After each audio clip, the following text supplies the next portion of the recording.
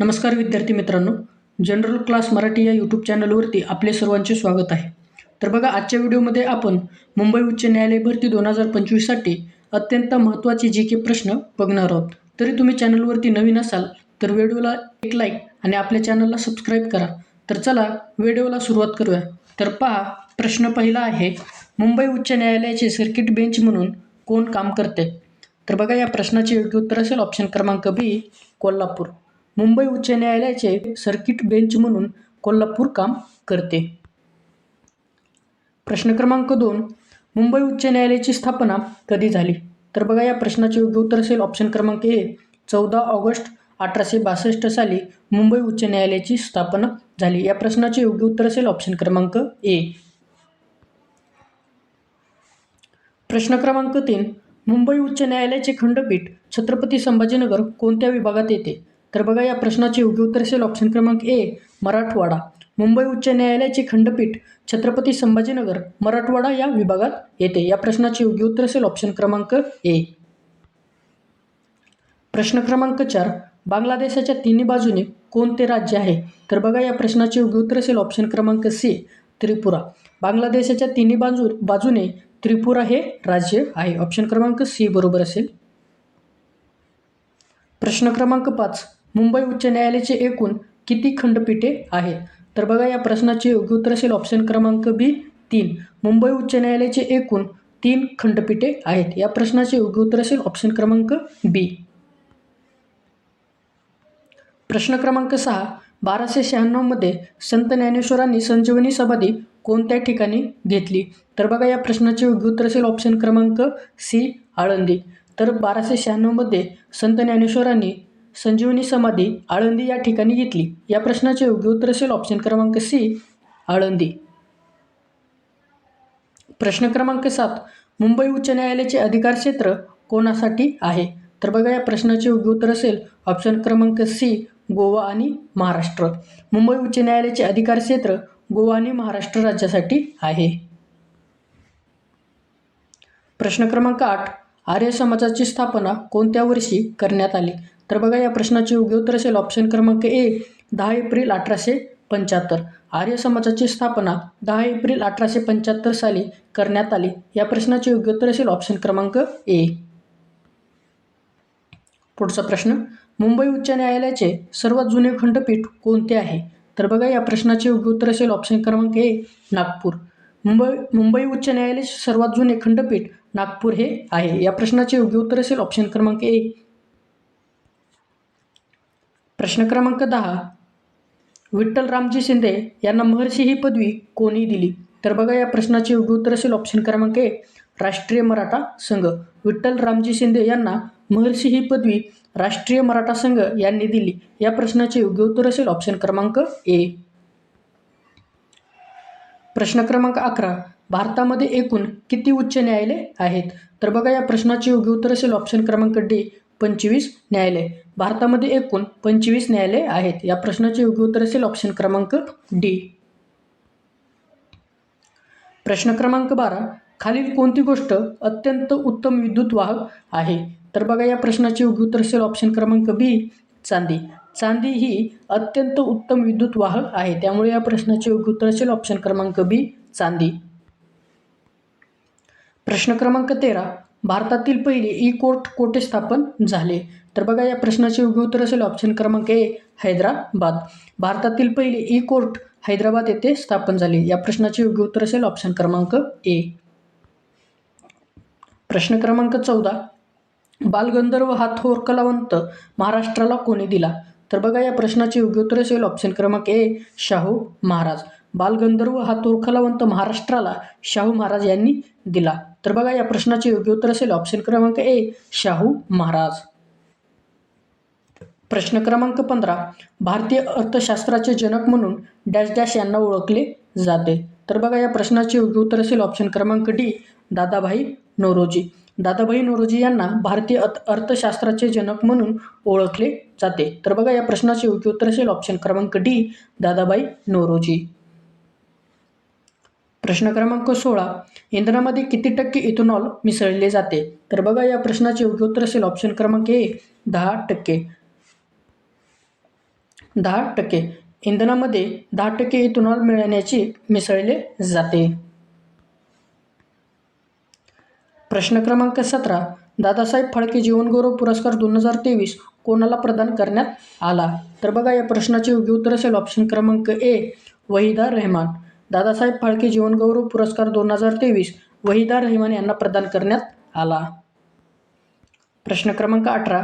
मुंबई उच्च न्यायालयाचे अधिकार क्षेत्र कोणत्या समुद्र किनाऱ्यावर आहे? तर बघा या प्रश्नाचे योग्य उत्तर असेल ऑप्शन क्रमांक बी, अरबी समुद्र. मुंबई उच्च न्यायालयाचे अधिकार क्षेत्र अरबी समुद्र या किनाऱ्यावर आहे. प्रश्न क्रमांक 20. नागरिकांना मूलभूत हक्क व स्वातंत्र्य कोणत्या शासन पद्धतीमध्ये मिळते? तर बघा या प्रश्नाचे योग्य उत्तर असेल ऑप्शन क्रमांक ए, लोकशाही. नागरिकांना मूलभूत हक्क व स्वातंत्र्य कोणत्या शासन पद्धतीने मिळते? तर लोकशाही या शासन पद्धतीने मिळते. या प्रश्नाचे योग्य उत्तर असेल ऑप्शन क्रमांक ए, लोकशाही. प्रश्न क्रमांक 21. राष्ट्रपती व उपराष्ट्रपती हे हजर नसल्यास राष्ट्रपती पदाचा कार्यभार कोण पाहतो? तर बघा या प्रश्नाचे योग्य उत्तर असेल ऑप्शन क्रमांक सी, सरन्यायाधीश. राष्ट्रपती व उपराष्ट्रपती हे हजर नसल्यास राष्ट्रपती पदाचा कार्यभार हा सरन्यायाधीश पाहतो. या प्रश्नाचे योग्य उत्तर असेल ऑप्शन क्रमांक सी, सरन्यायाधीश. प्रश्न क्रमांक 22. पंढरपूरचे विठ्ठल मंदिर सर्वांसाठी खुले व्हावे यासाठी खालीलपैकी कोणी आंदोलन केले होते? तर बघा या प्रश्नाचे योग्य उत्तर असेल ऑप्शन क्रमांक ए, साने गुरुजी. पंढरपूरचे विठ्ठल मंदिर सर्वांसाठी खुले व्हावे यासाठी साने गुरुजी यांनी आंदोलन केले होते. या प्रश्नाचे योग्य उत्तर असेल ऑप्शन क्रमांक ए, साने गुरुजी. प्रश्न क्रमांक 23. मुंबई उच्च न्यायालयाची इमारत कोणत्या वास्तुशैलीत बांधली आहे? तर बघा या प्रश्नाचे योग्य उत्तर असेल ऑप्शन क्रमांक सी, गॉथिक.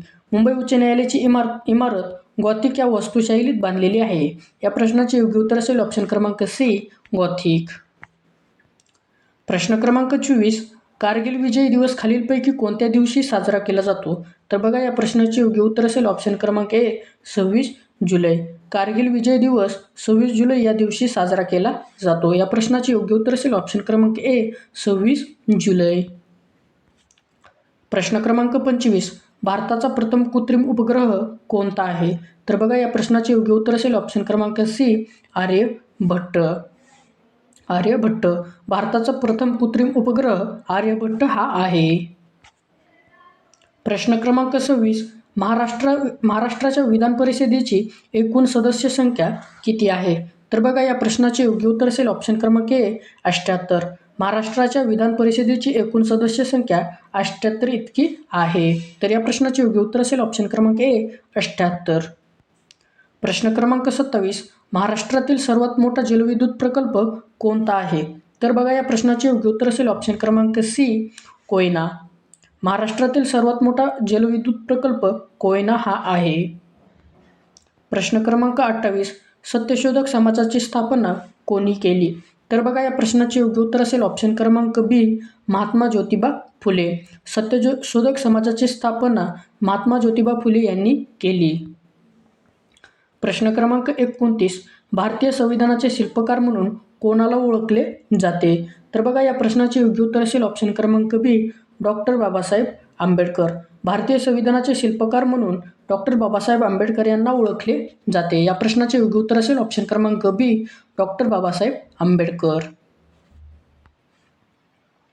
प्रश्न क्रमांक 30. भारताचे व्याघ्र प्रवेशद्वार म्हणून कोणते शहर ओळखले जाते? बघा या प्रश्नाचे योग्य उत्तर असेल ऑप्शन क्रमांक सी, नागपूर. भारताचे व्याघ्र प्रवेशद्वार म्हणून नागपूर हे शहर ओळखले जाते.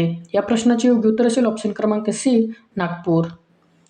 प्रश्न क्रमांक 31. मी वनवासी हे आत्मचरित्र पुस्तक कोणाच्या जीवनावर आधारित आहे? तर बघा या प्रश्नाचे योग्य उत्तर असेल ऑप्शन क्रमांक सी, सिंधुताई सपकाळ. मी वनवासी हे आत्मचरित्र पुस्तक सिंधुताई सपकाळ यांच्या जीवनावर आधारित आहे. या प्रश्नाचे योग्य उत्तर असेल ऑप्शन क्रमांक सी, सिंधुताई सपकाळ. प्रश्न क्रमांक 32. पश्चिमेकडील कोणती पर्वतरांग महाराष्ट्राला नैसर्गिक साधनसंपत्ती तसेच प्राकृतिक आधार पुरवते? तर बघा या प्रश्नाचे योग्य उत्तर असेल ऑप्शन क्रमांक डी, सह्याद्री. पश्चिमेकडील सह्याद्री पर्वतरांग महाराष्ट्राला नैसर्गिक साधनसंपत्ती तसेच प्राकृतिक आधार पुरवते. या प्रश्नाचे योग्य उत्तर असेल ऑप्शन क्रमांक डी, सह्याद्री.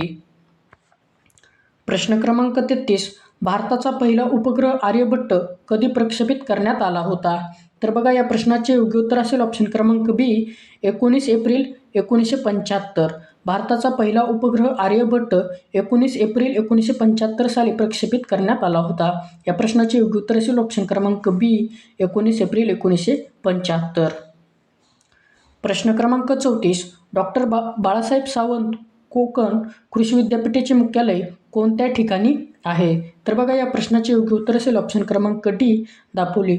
डॉक्टर बाळासाहेब सावंत कोकण कृषी विद्यापीठाचे मुख्यालय दापोली या ठिकाणी आहे. प्रश्न क्रमांक 35, न्यूजलेटर प्रकाशित करण्यासाठी कोणता प्रोग्राम वापरला जातो? तर बघा या प्रश्नाचे योग्य उत्तर असेल ऑप्शन क्रमांक सी, DTP. न्यूजलेटर प्रकाशित करण्यासाठी DTP हा प्रोग्राम वापरला जातो. या प्रश्नाचे योग्य उत्तर असेल ऑप्शन क्रमांक सी, DTP.